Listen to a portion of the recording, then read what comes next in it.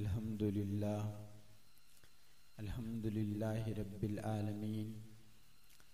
والعاقبۃ للمتقین الصلاۃ والسلام علی اشرف الانبیاء والمرسلین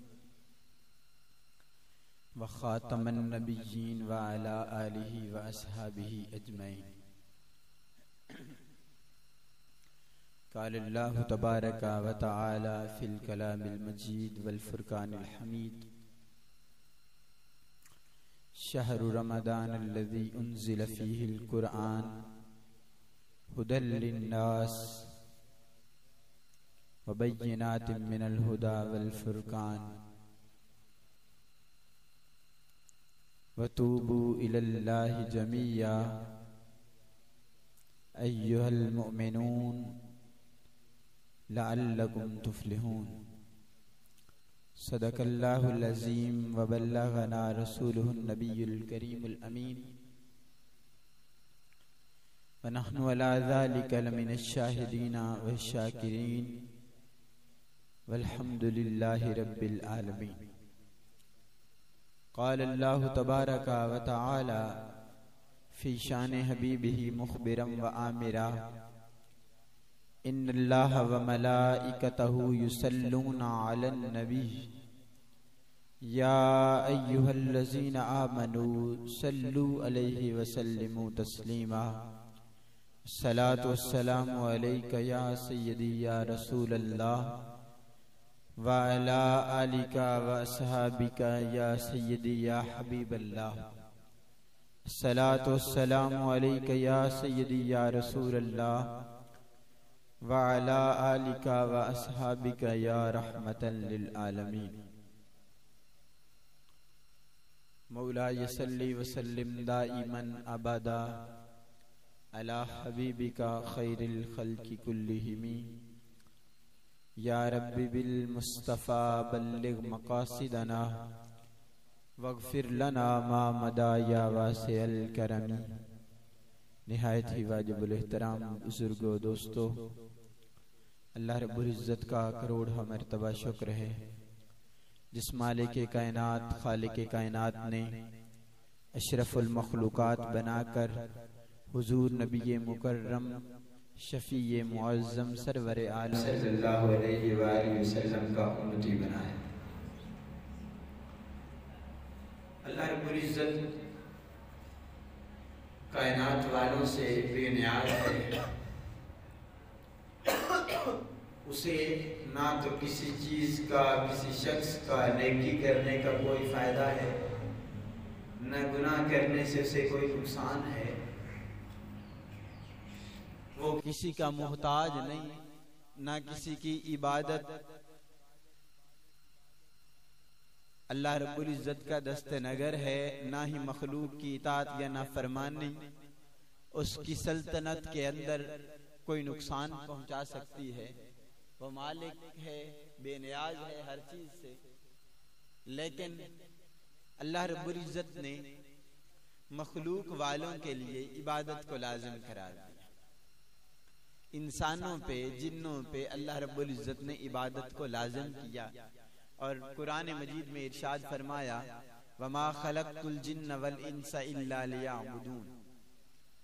کہ میں نے انسانوں اور جنوں کو صرف اپنی عبادت کے لیے پیدا کیا۔ اب انسانوں کی مقصد تخلیق اور جنوں کا مقصد تخلیق اللہ رب العزت نے بیان فرما دیا کہ انسانوں کو اور جنوں کو پیدا کرنے کا مقصد کیا ہے؟ تاکہ وہ اللہ کی عبادت کرے۔ اب جب بندہ اللہ رب العزت کی عبادت کرے گا، بندگی کرے گا، اور وہ بندگی اور وہ عبادت جب کرے گا تو پھر اس بندگی کی وجہ سے، اس عبادت کرنے کی وجہ سے اللہ رب العزت اسے انعامات عطا فرمائے۔ اور وہ مالک ہے، کریم ہے، اس نے انسان کے لیے کچھ اس طرح کے موقع رکھ دیے کہ جن موقعوں پہ، جن دنوں کے اندر بندے کی عبادت کا ثواب کئی گنا زیادہ بڑھ جایا کرتا ہے۔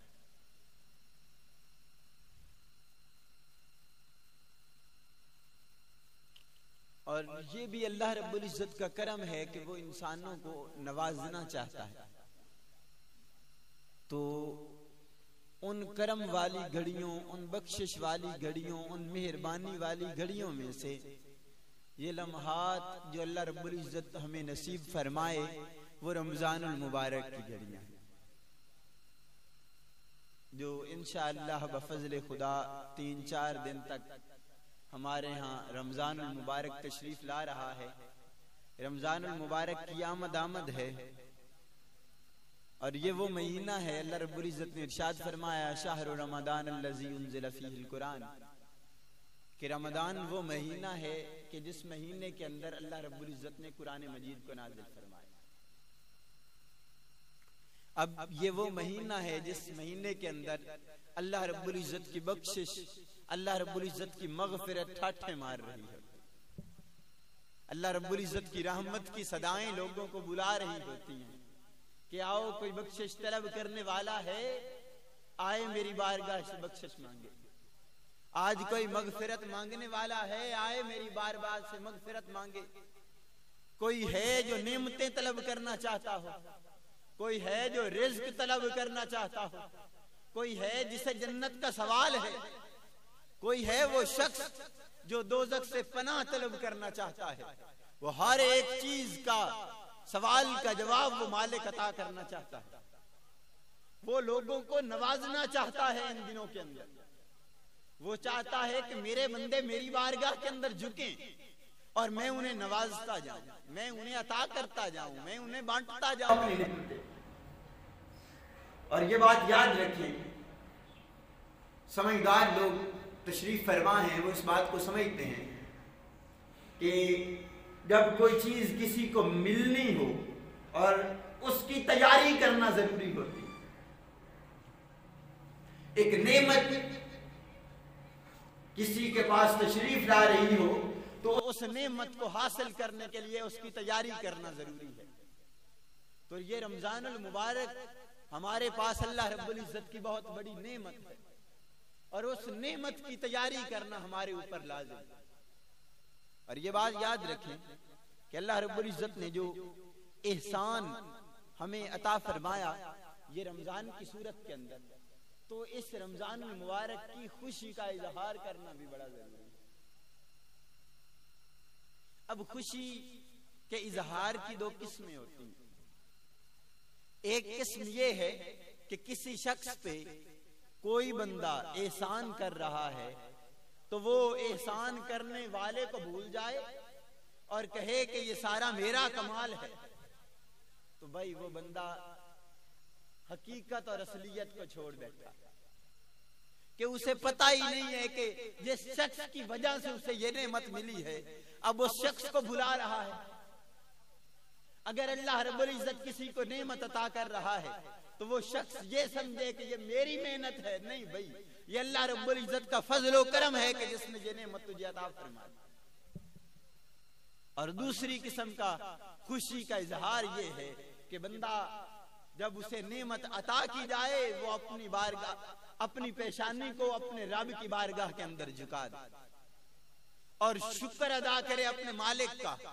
کہ اے مالک الملک، تو نے مجھ پہ کرم کیا، تو نے مجھ پہ فضل کیا اور فضل کرتے ہوئے یہ نعمت عطا فرمائی۔ یہ تمام نعمتوں کے لیے ہے۔ حضرت علی المرتضیٰ شیر خدا کرم اللہ تعالی وجہہ الکریم، آپ کا بڑا خوبصورت ارشاد ہے۔ آپ نے ارشاد فرمایا کہ اگر کوئی چاہتا ہے کہ اس کی نعمت دائمی ہو جائے، اس کی نعمت ہمیشہ رہنے والی ہو جائے، تو آپ نے فرمایا اس کے لیے لازم ہے کہ وہ اللہ کا شکر ادا کیا۔ جب شکر کرے گا تو اللہ رب العزت اس نعمت کو ہمیشہ کے لیے کر دے گا، کیونکہ اصول ہے کہ اللہ رب العزت نے ارشاد فرمایا لَإِن شَكَرْتُمْ لَأَزِيدَنَّكُمْ، کہ اگر تم میری نعمتوں کا شکر ادا کرو گے میں نعمتوں کے اندر اور اضافے کر دوں گا۔ اور پھر اسی کے ساتھ ارشاد فرمایا وَلَئِن كَفَرْتُمْ إِنَّ عَذَابِي لَشَدِيدٌ، لیکن اگر تم نے میری نعمتوں کی ناشکری کی کہ میری نعمتیں تمہارے پاس آئیں اس کے باوجود تم نے ان نعمتوں کی ناشکری کی، تو پھر اللہ فرماتا ہے میرا عذاب بڑا سخت ہے۔ تو ایک جانب عذاب ہے اور دوسری جانب اسی نعمت کو بار بار کیا جا رہا ہے، تو اس نعمت کو اور اللہ کس انداز سے بڑھا رہا ہے، وہ صرف ایک ہی صورت ہے کہ اس نعمت کا بندہ شکریہ ادا کرے، اس نعمت پہ خوشی کا اظہار کرے۔ اور رسول اللہ صلی اللہ علیہ وآلہ وسلم آپ رمضان المبارک کی آمد پہ خوشی کا اظہار کیا کرتے ہیں۔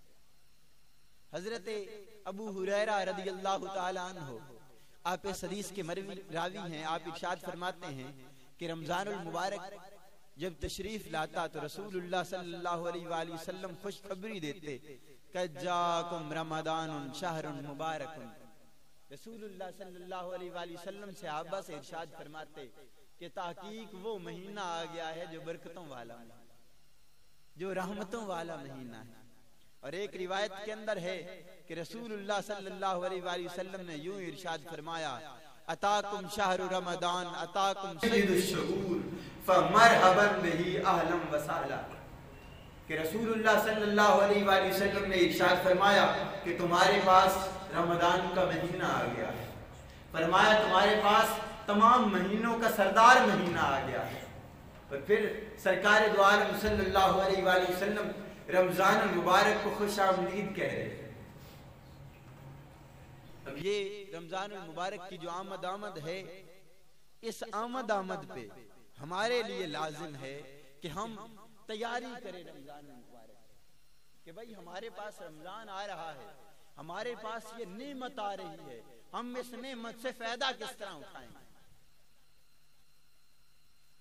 حضور ضیاء الامت جسٹس پیر محمد کرم شاہ الازہری رحمت اللہ تعالی علیہ جب بھی آپ طلباء کو لیکچر دیا کرتے تو آپ اکثر یہ ارشاد فرماتے کہ میرے طلباء آپ ہر وقت تیار رہیں، کہ ہو سکتا ہے کسی وقت تمہیں کوئی عہدہ پیش کیا جائے، کسی وقت تمہیں کوئی نوکری کوئی کرسی پیش کی جائے، اور یہ نہ ہو کہ تم اس وقت کہہ رہے ہو کہ میں ابھی اس کرسی کے لیے تیار نہیں، میں اس عہدے کے لیے تیار نہیں ہوں۔ اسی طرح یہ رمضان المبارک ایک اللہ کی طرف سے نعمت ہے، یہ اللہ کی رحمت ہے، اس کو حاصل کرنے کے لیے پہلے تیاری کرنا ضروری ہے۔ اور اس تیاری کی بنیاد کیا ہے؟ اس تیاری کی بنیاد ہے کہ بندہ توبہ کرے۔ سب سے پہلی جو تیاری ہے وہ بندہ توبہ کرے، اللہ رب العزت کی بارگاہ سے بخشش کو طلب کرے، مغفرت کو طلب کرے، بارہا اللہ رب العزت کی بارگاہ کے اندر جھکے، سجدہ ریزی کرے، گڑ گڑائے، روئے، آہوزاری کرے، اپنے گناہوں کی بخشش طلب کرے، اپنے گناہوں کی معافی مانگے۔ اس کی وجہ کیا ہے کہ اگر بندہ اس ماہ مبارک کے اندر، اس ماہ مبارک کی آمد سے پہلے گناہوں سے پاک ہو جائے تو پھر اس ماہ مبارک کی ساری برکات کو سمیٹ لے گا۔ اس ماہ مبارک کی جو نعمتیں ہیں، جو عظمتیں ہیں اللہ رب العزت عطا فرمانے والا ہے، وہ ان بخششوں کو سمیٹے گا، وہ ان رحمتوں ان مغفرتوں کو سمیٹے گا۔ تو ابتدا کس چیز سے کرے؟ بندہ توبہ سے ابتدا کرے، بندہ آہوزاری سے ابتدا کرے۔ اور دیکھو سیدنا انس بن مالک رضی اللہ تعالی عنہ اس حدیث کے راوی ہیں کہ جان کونین رحمت کونین سرور عالم صلی اللہ علیہ وآلہ وسلم نے ارشاد فرمایا سبحان اللہ ما تستقبلون وماذا یستقبلکم۔ رسول اللہ صلی اللہ علیہ وآلہ وسلم نے ارشاد فرمایا کہ پاک ہے وہ ذات، سبحان اللہ، تم کس کا استقبال کر رہے ہو؟ کون ہے جو تمہارا استقبال کر رہا ہے؟ جب یہ بات رسول اللہ صلی اللہ علیہ وآلہ وسلم نے ارشاد فرمائی تو صحابہ نے بارگاہ سرور کونین میں عرض کی یا رسول اللہ صلی اللہ علیہ وآلہ وسلم وہ کیا چیز ہے جو ہمارا استقبال کر رہی ہے، اور ہم کس کا استقبال کرنے والے ہیں؟ کوئی وحی نازل ہو رہی ہے، کوئی احکامات نازل ہو رہی ہیں؟ تو رسول اللہ صلی اللہ علیہ وآلہ وسلم نے ارشاد فرمایا نہیں، ولیکن شہر رمضان یغفر اللہ فی اول لیلۃ لکل ھذہ القبلہ۔ رسول اللہ صلی اللہ علیہ وآلہ وسلم نے ارشاد فرمایا نہیں، بلکہ اللہ رب العزت رمضان کا مہینہ عطا کرنے والا ہے۔ اور کیا ارشاد فرمایا؟ فرمایا یہ وہ مہینہ ہے کہ جس کی پہلی رات کو اللہ سارے مسلمانوں کے گناہوں کو معاف فرما دیتا ہے۔ یہ وہ مہینہ ہے جو ایسی بخششوں والا مہینہ ہے، ایسی مغفرتوں والا مہینہ ہے کہ اس مہینے کے اندر اللہ رب العزت سارے مسلمانوں کے گناہوں کو معاف فرما دیتا ہے۔ تو اس مہینے کے اندر تیاری کرنی چاہیے کہ بندہ توبہ کرے اور اللہ رب العزت کی بارگاہ کے اندر جھکنا شروع ہو جائے،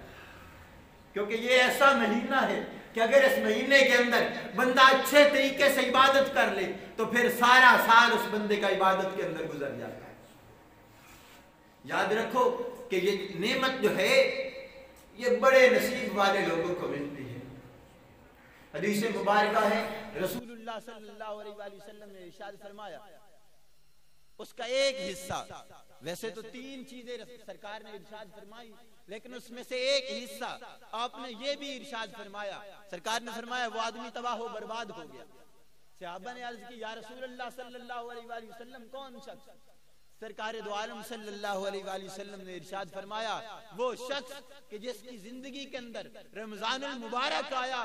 اور پھر وہ عبادت کر کے اپنے گناہوں کو ختم نہ کر سکا،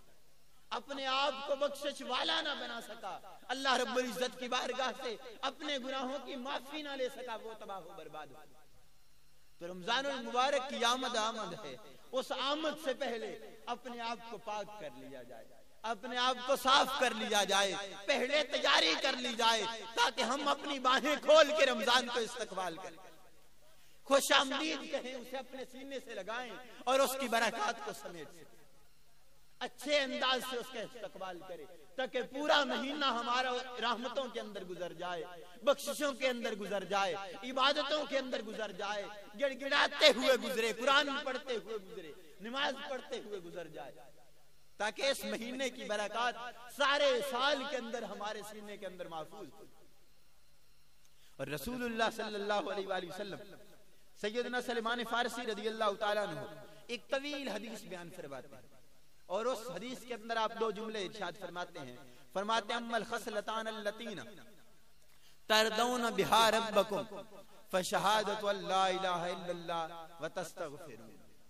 ارشاد فرمایا وہ 2 خصلتیں کہ جن 2 خصلتوں کی وجہ سے تم اپنے رب کو راضی کر سکتے، کوئی بڑی باتیں نہیں کی، کوئی لمبے چوڑے وظیفے نہیں سمجھائے، بلکہ صرف 2 باتیں، فرمایا وہ 2 باتیں کہ جن 2 باتوں کی وجہ سے تم اپنے رب کو راضی کر سکتے ہو۔ ارشاد فرمایا پہلی کیا ہے کہ تم گواہی دو کہ اللہ رب العزت کے علاوہ کوئی عبادت کے لائق نہیں، رسول اللہ صلی اللہ علیہ وآلہ وسلم اللہ کے بندے اور اس کے رسول ہیں، اور پھر فرمایا کہ تم اللہ رب العزت کی بارگاہ کے اندر بخشش مانگو۔ جب بخشش مانگو گے، جب گناہوں کی معافی مانگو گے، یہ ایک ایسا ذریعہ ہے، یہ ایک ایسا طریقہ ہے کہ جس طریقے کی وجہ سے اللہ رب العزت تم پہ راضی ہو جائے۔ اور دوسرا ارشاد فرمایا اور 2 ایسی خصلتیں ہیں کہ جن 2 خصلتوں سے تم کبھی اپنے آپ کو غنی نہیں کر سکتے۔ ارشاد فرمایا ایک خصلت یہ ہے کہ تم اللہ رب العزت کی بارگاہ سے جنت کا سوال کرو، اور فرمایا دوسری خصلت یہ ہے کہ تم اپنے آپ کو دوزخ سے بچاؤ۔ یہ چیزیں رمضان المبارک کی آمد سے پہلے کوشش بندہ کرے کہ اپنے آپ کو گناہوں سے بچائے، توبہ کرے، ہر وقت توبہ کے اندر اس کی زندگی گزرے۔ دوسری چیز جو ہے بندہ اپنا تعلق قرآن مجید کے ساتھ قائم کرے۔ یہ وہ ماہ مبارک ہے کہ جس ماہ مبارک کے اندر اللہ رب العزت نے قرآن مجید کو نازل فرمایا، اور حضرت جبریل امین اس ماہ مبارک کے اندر بارگاہ سرور کونین صلی اللہ علیہ وآلہ وسلم کے اندر حاضری دیا کرتے تھے اور بار بار قرآن کا دور کیا کرتے تھے رسول اللہ صلی اللہ علیہ وآلہ وسلم کے ساتھ۔ اور یہ قرآن مجید جو ہے کوشش بندہ کرے کہ قرآن مجید کو ذوق و شوق سے سنے، کہ اس ماہ مبارک کے اندر تراویح کا اہتمام کیا جاتا ہے، تو ہر مسلمان پہ لازم ہے کہ وہ تراویح کو ذوق و شوق سے سنے اور قرآن مجید کے اندر دلچسپی لے۔ ہمارے اندر تو یہ چیز، یہ خسرت ہی ختم ہو گئی ہے، ورنہ طریقہ تو یہ ہونا چاہیے تھا کہ یہ وہ مہینہ ہے جس مہینے کے اندر پورے رمضان پورے رمضان المبارک کے اندر ہر دن قرآن مجید کے درس ہوا کرتے مسجد کے اندر، اور لوگ بیٹھتے اس قرآن کو سیکھتے، ہر روز ایک پارے کا درس دیا جاتا، اور لوگ آتے ایک پارے کے اندر جو مضامین اللہ رب العزت نے بیان فرمائے ان مضامین کو سمجھا جاتا۔ لیکن ہمارے ذوق تو اتنے ختم ہو چکے ہیں، قرآن سے ہماری اتنی ناآشنائی ہو چکی ہے کہ ہر شخص یہی کوشش کرتا ہے کہ ہمارے امام صاحب جلدی تراویح پڑھائیں، جلدی ختم ہو جائیں تراویح۔ کوشش یہی ہونی چاہیے کہ ہم ذوق و شوق کے ساتھ، ہم محبت کے ساتھ، اخلاص کے ساتھ قرآن کو سنیں، قرآن کی طرف توجہ کریں، قرآن کو سیکھیں۔ اور یہ بات بھی یاد رکھیں کہ قرآن کو سیکھنے کا ایک دوسرا طریقہ یہ بھی ہے کہ وہ تقریباً 90% ایسے لوگ ہیں جنہیں تلفظ صحیح نہیں ہے، جو صحیح تلفظ کے ساتھ قرآن مجید نہیں پڑھتے، تو ان لوگوں کے لیے بھی یہ رمضان المبارک ایک حسین تحفہ ہے کہ وہ اس حسین موقع کا فائدہ اٹھاتے ہوئے رمضان المبارک کی ان حسین اور بابرکت لمحات کے اندر آئیں، مساجد کے اندر، اور اچھے طریقے سے قرآن کو سمجھیں، قرآن کو سیکھیں، اپنے ائمہ کے پاس بیٹھیں اور ان کے پاس بیٹھ کے قرآن کا تلفظ سیکھ کریں تاکہ قرآن کو صحیح طریقے سے پڑھنا نصیب ہو جائے۔ اور یہ بات بھی اسی رمضان المبارک کے اندر یہ بھی ضروری ہے کہ ہم قرآن کی طرف آئیں، اور قرآن کی طرف آنے کا ایک طریقہ یہ بھی ہے کہ ہم اپنے بچوں کو قرآن کی طرف راغب کریں، ہم اپنے بچوں کو دین کی طرف لے کے آئیں، ہم اپنے بچوں کو قرآن کی طرف لے کے آئیں، اور وہ بچے قرآن سیکھیں اور پھر جا کے گھر اپنے ماں باپ کو قرآن سکھائیں۔ ہمارے والدین کا یہ حق بنتا ہے کہ وہ اپنے بچوں کو قرآن کی طرف لے کے آئیں، بچوں کو قرآن سکھائیں، کیونکہ قرآن یہ ایک بہت بڑا تحفہ ہے جو اللہ رب العزت نے رسول اللہ صلی اللہ علیہ وآلہ وسلم کو عطا فرمایا۔ اور اس ماہ مبارک کے اندر اللہ رب العزت نے ہم پہ یہ کرم فرمایا کہ اس ماہ مبارک کی ہر گھڑی کے اندر جو کوئی بندہ عبادت کرتا ہے، اللہ رب العزت اس ایک نیکی کو لاکھوں درجے بلند فرما دیا کرتا ہے۔ نیکی ایک ہوتی ہے لیکن اللہ رب العزت اس ایک نیکی کو لاکھ نیکیاں بڑھا کے اللہ رب العزت بندے کو عطا فرما دیتا ہے۔ اس لیے قرآن مجید اس ماہ مبارک کے اندر اس کی زیادہ سے زیادہ ضرورت ہے کہ بندہ قرآن خود سیکھے، اپنے بچوں کو خود قرآن سکھائے، خود صحیح اس کا تلفظ کرے، اپنے بچوں کو صحیح اس کا تلفظ سکھائے، اور پھر اس ماہ مبارک کے اندر جتنا زیادہ سے زیادہ ہو سکے قرآن مجید کو پڑھا جائے، اس کی تفسیر کو پڑھا جائے، اس کے تراجم کو پڑھا جائے۔ اگر خود کوئی بندہ ترجمے کو نہیں سمجھ سکتا تو کسی عالم دین کے پاس آئے، اس کے پاس بیٹھ کے قرآن مجید کے تراجم کو پڑھے، قرآن مجید کی تفاسیر کو پڑھے، تاکہ اس کے صحیح اور حقیقی معنی تک پہنچ سکے۔ علامہ اقبال رحمت اللہ تعالی علیہ نے ارشاد فرمایا تھا، سبب کچھ اور ہے تو جس کو خود سمجھتا ہے، زوال بندہ مومن کبھی ذری سے نہیں۔ اور ساتھ ہی یہ ارشاد فرمایا تھا کہ وہ معزز تھے زمانے میں مسلمان ہو کر، ہم خار ہوئے تارے کے قرآن ہو کر، کہ بھئی ہمارا جو زوال کا بنیاد بنی ہے وہ قرآن کو ترک کرنا ہے، کہ ہم نے قرآن مجید کو چھوڑ دیا اور ہم دوسری جانب راغب ہو گئے۔ جب دوسری جانب راغب ہوئے تو پھر ہم زوال در زوال کے اندر چلے گئے۔ آج مسلمان جو پستی اور گراوٹ کا شکار ہو رہے ہیں، اس کی بنیادی وجہ یہی ہے کہ ہم نے قرآن کو پس پش ڈال دیا اور باقی چیزوں کو آگے رکھ دیا۔ اگر ہم قرآن کو آگے رکھیں، قرآن کی تبلیغ کو، قرآن کی تعلیم کو آگے رکھیں، اپنے بچوں کو قرآن کی طرف لے کے آئیں، تو پھر یہی انقلاب پیدا ہو سکتا ہے، پھر یہی دین کا نظام پیدا ہو سکتا ہے، ہر جانب دین راغب ہو سکتا ہے، ہر جانب دین کا غلبہ ہو سکتا ہے۔ لیکن اس کے لیے ضروری یہ ہے کہ ہم قرآن کی طرف خود آئیں، قرآن کی طرف مائل ہوں، قرآن کو سمجھیں، قرآن کو سیکھیں اور پھر قرآن پہ عمل کریں۔ یہ رمضان المبارک کی تیاری کا ایک ذریعہ یہ ہے کہ ہم قرآن کے اندر قرآن کی طرف توجہ دیں، اور دوسری بات ہم کوشش یہ کریں کہ اپنی نیتوں کو درست کریں، کیونکہ حدیث مبارکہ ہے رسول اللہ صلی اللہ علیہ وآلہ وسلم نے ارشاد فرمایا، انما الاعمال بالنیات، کہ اعمال کا دار و مدار نیتوں پر۔ جب بندے کی نیت درست ہو جائے گی تو پھر درست نیت کی وجہ سے اللہ رب العزت ثواب عطا فرماتا ہے۔ درست نیت کی وجہ سے اللہ رب العزت ثواب عطا فرماتا ہے۔ مفتی شیر خان صاحب اکثر فرمایا کرتے تھے کہ جب میں حج پہ گیا تو میں نے وہاں جا کے یہ بات دیکھی کہ ہمارے ساتھ الیاس اتار قادری صاحب تھے، وہ کہا کرتے تھے کہ جناب اگر ہماری حکومت یہاں آ گئی تو ہم یہ یہاں چینجنگ لائیں گے، یہاں مسجد النبی صلی اللہ علیہ وآلہ وسلم کے اندر ہم یہ معاملات لاگو کریں گے، ہم یہ معاملات کریں گے۔ تو مفتی صاحب فرماتے ہیں میں نے ان سے کہا کہ جناب ہماری حکومت یہاں کیسے آ سکتی ہے؟ تو وہ کہنے لگے کہ اگر حکومت نہیں آ سکتی تو ہم اچھی نیت تو کر سکتے ہیں، کوشش ہم بھی کریں کہ ہم اپنی نیتوں کو درست کریں، ہم اپنے جو ذہن کے اندر خمار اور فطور ہیں ان کو نکالیں اور کوشش کریں اگر ہمارے دل کے اندر نیکی کی نیت پیدا ہو جائے تو اس رمضان المبارک کے صدقے اللہ رب العزت ہمیں توفیق بھی عطا فرما دے گا کہ ہم نیکی کی طرف آ جائیں گے۔ اسی لیے رسول اللہ صلی اللہ علیہ وآلہ وسلم اس رمضان المبارک کے اندر ہمت کیا کرتے تھے، جہد کیا کرتے تھے، ریاضت اور عبادت کیا کرتے تھے۔ سیدہ عائشہ صدیقہ رضی اللہ تعالی عنہا آپ روایت فرماتی ہیں رسول اللہ صلی اللہ علیہ وآلہ وسلم جب رمضان المبارک کا مہینہ آتا تو سرکار دو عالم صلی اللہ علیہ وآلہ وسلم کا چہرہ مبارک تبدیل ہو جایا کرتا، آپ کا رنگ تبدیل ہو جاتا، اور آپ فرماتی ہیں کہ آپ کی نمازوں کے اندر اضافہ ہو جایا کرتا، آپ کثرت سے نمازیں پڑھا کرتے، اور فرمایا آپ دعاؤں کے اندر گر گرایا کرتے، عاجزی کیا کرتے، ہر وقت رویا کرتے۔ اور دوسری روایت ہے کہ رسول اللہ صلی اللہ علیہ وآلہ وسلم اذا دخل شہر رمضان شد مئزرہ ثم لم یاتی فراشہ حتی ینصرف، اور رسول اللہ صلی اللہ علیہ وآلہ وسلم جب رمضان المبارک آتا سرکار دو عالم صلی اللہ علیہ وآلہ وسلم عبادت کے لیے اپنی کمر کس لیا کرتے تھے، اور اس وقت تک بستر پہ تشریف نہ فرما ہوتے یہاں تک کہ رمضان ختم ہو جائے۔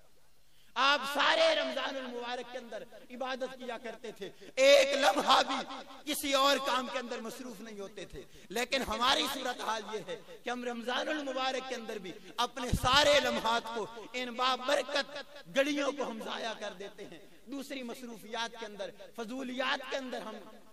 شامل ہو جاتے ہیں اور رمضان المبارک کی بابرکت گھڑیوں کو ہم ضائع کر بیٹھتے ہیں۔ آؤ کوشش کریں کہ اس ماہ مبارک جو ہمارے پاس تشریف لا رہا ہے ہم اس کی اچھی طریقے سے تیاری کریں، اس کے لیے ہم اپنے آپ کو تیار کر لیں تاکہ جب وہ آئے تو ہم اس کی ایک ایک گھڑی سے فائدہ اٹھائیں، ایک ایک گھڑی سے ہم اس کے ثواب اور اجر کو حاصل کریں، تاکہ ہمارا سارا کا سارا سال جو ہے وہ خوشی کے اندر، مسرت کے اندر اور نیکیوں کے اندر گزر جائے۔ اللہ رب العزت کی بارگاہ کے اندر دعا ہے کہ ہمیں رمضان المبارک کی ان بابرکت گھڑیوں کو سمیٹنے کی توفیق عطا فرمائے۔ وما علینا الا